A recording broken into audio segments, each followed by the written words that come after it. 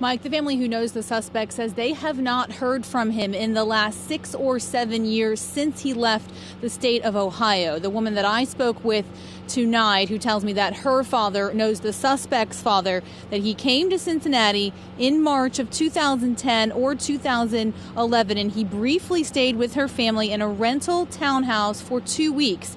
He moved to another Cincinnati area location for another 2 weeks, then left Ohio because he didn't like it and moved to Florida. She says based on what the Uzbekistan community in our area has said, Saipov was married in Florida and has 2 young daughters.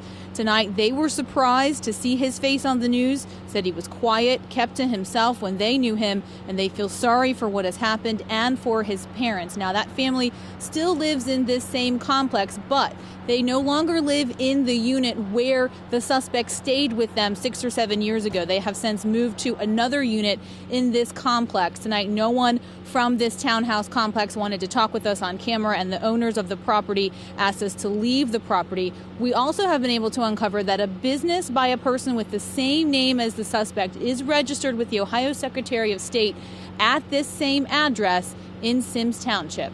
Mike? Emily, did the family give any indication at all why he came here in the first place, or if he had a job? It's my understanding at this point that he was trying to come to the United States to get his green card, and he needed an official United States address, which is why he came and stayed here and potentially used that address on some forms. We also know that he worked briefly, according to this family, at the Taco Bell on Fields Erdel Road. That would have been for less than a month, which was his entire time here in the state of Ohio. Mike? All right, Emily Wood live for us tonight in Sims Township. Thank you so much. So, confirmation from Emily on the connection between that suspect and Greater Cincinnati, and now confirmation from Amanda Kelly, the Greater Cincinnati Fusion Center, confirming to us there is information that indicates the New York City terror suspect is tied to the area. For more now, WLWT investigates with News 5's Amanda Kelly live with what they know and how they're helping support the investigation. Amanda?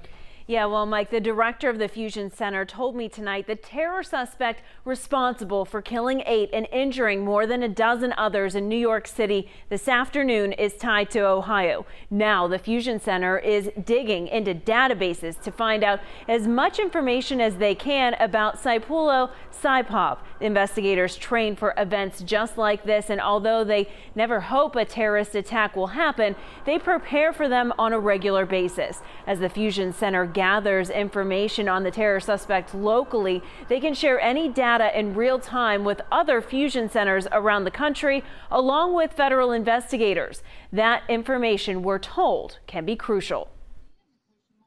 It can be very important. It can be something that they already have and they already know, but we don't know at this point. So that's why we work together. And the objective is to gather as much information and as quickly as possible, which will help with the investigators move forward.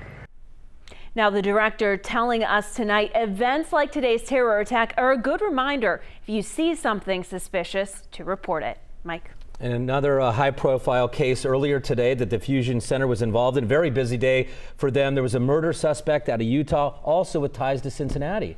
Yeah, they were working that case in Utah at the same time, gathering intelligence on a suspect. We told you about that story earlier tonight on WLWT. That suspect was arrested earlier this evening, but so far a very busy day for the Fusion Center, but they work and they're prepared and trained to handle days just like today. All post 9/11. All right, thank you so much, Amanda.